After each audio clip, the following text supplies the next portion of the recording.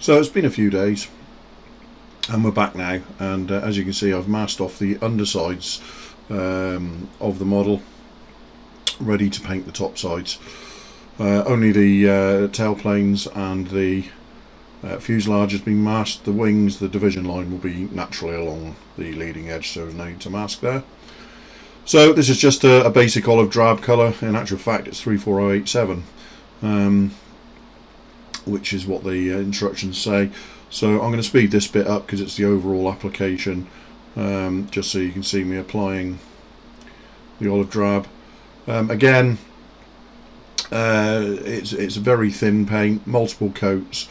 You want it to go on as thin as possible, but get an opaque coat. So yeah, there's not really much more to add. I do like watching people airbrush, so I like to include a fair bit of it because it's what I look for most when I'm watching modelling videos on YouTube. I'm a bit of an airbrush fanatic, so I like to watch people painting. So if I like to watch people painting, why wouldn't I share as well? But yeah, as you can see, the paint is actually pretty pigment dense, so it's covering over the black base coat there really very quickly.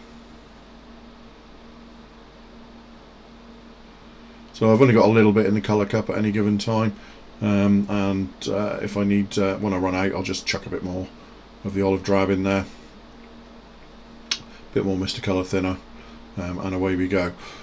Like I say, there's no actual shading or anything going on here. It's just about getting a good base coat down, and there's a quick clip to the end there, so hopefully you can see how easily it goes down, but and hopefully you can see that it's really a very, very thin coat as well.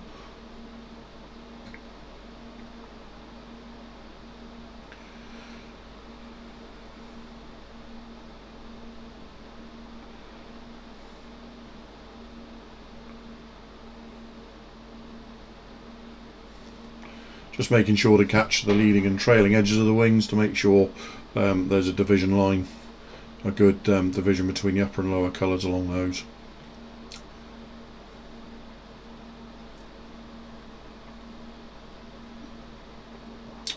And as for speed, well, you can see that I'm actually holding it by the tail already, as I paint other parts.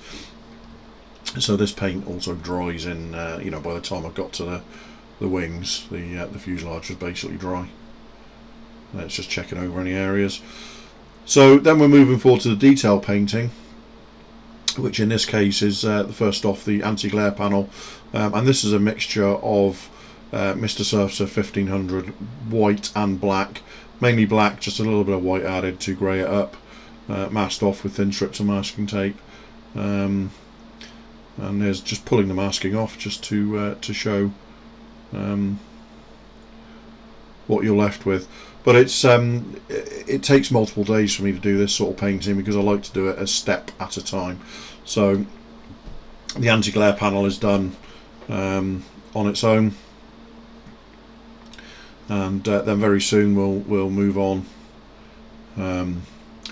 to doing the white tailband, which again there you can see is masked off and sprayed. Again, I'm using Mr. Surfacer 1500, finishing Surfacer White 1500. I like this stuff. It doesn't go on as smooth as some others, but the thing it does do is it polishes up incredibly easily with just even a piece of kitchen towel will polish this up. I use very, very fine, a very fine wet sand with Trizact over the whole surface again when this is done. That's just pulling the masking off to show that, and then we move on next to the yellow areas. Once this masking is off, so that's masking pulled off, allowed to dry, polished through, and then we're on to some heavy masking there for the yellow areas, undercoating again with the Mr. Finishing Surfacer White, just obviously because it's all going to be yellow. So that's the leading edges, the wingtips and the tip of the vertical tail. all painted in yellow, and the prop, the spinner I should say, which has been done as well.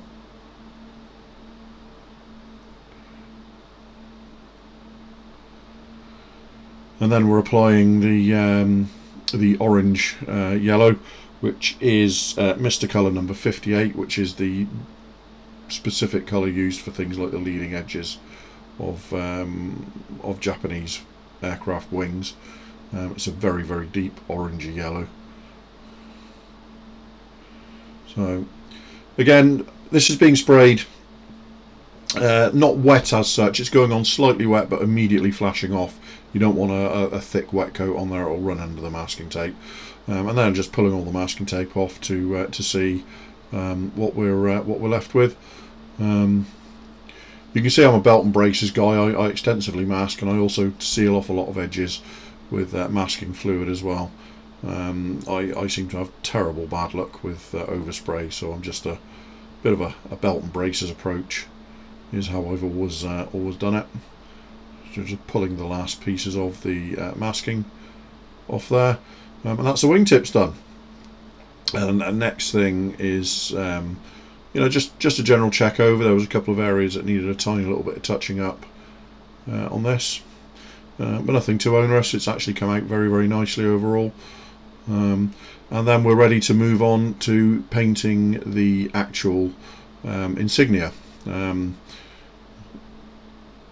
Again, you can see I've cut these masks out. I've designed and cut these masks out on my silhouette cutter, and that's just using some thick, some wide washi type tape. Cut them out. Everything's receiving an undercoat of white here, and then the upper wing surface and the fuselage roundels I've got a white ring. So once this white is dry, there's also a white ring that will need to be applied because we need to preserve that white ring.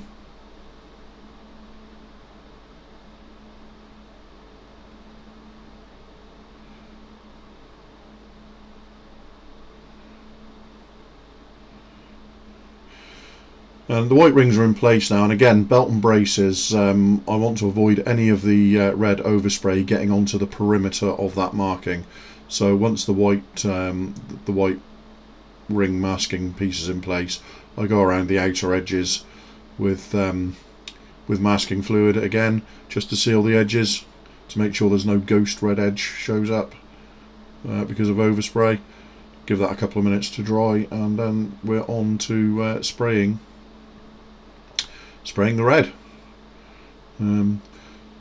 So always trying to spray away from any unmasked areas where I can.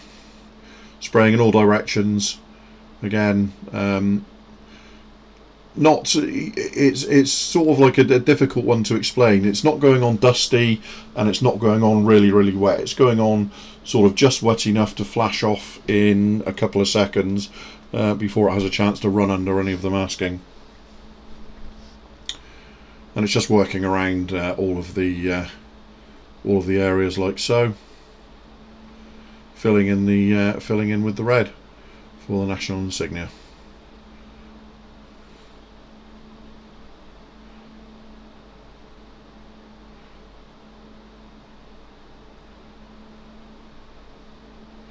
And then pulling all the masking off, including those rings there to reveal the painted insignia.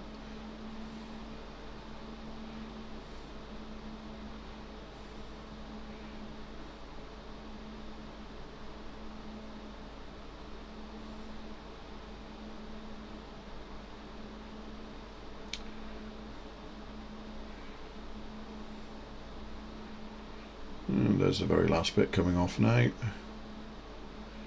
Very careful with the tweezers, you don't want to be scratching the paint at all because it's still fairly soft paint. And there's all the main painting of this model now done. There will be weathering stages and stuff obviously, but that's it. Looking rather nice, even if I do say so myself.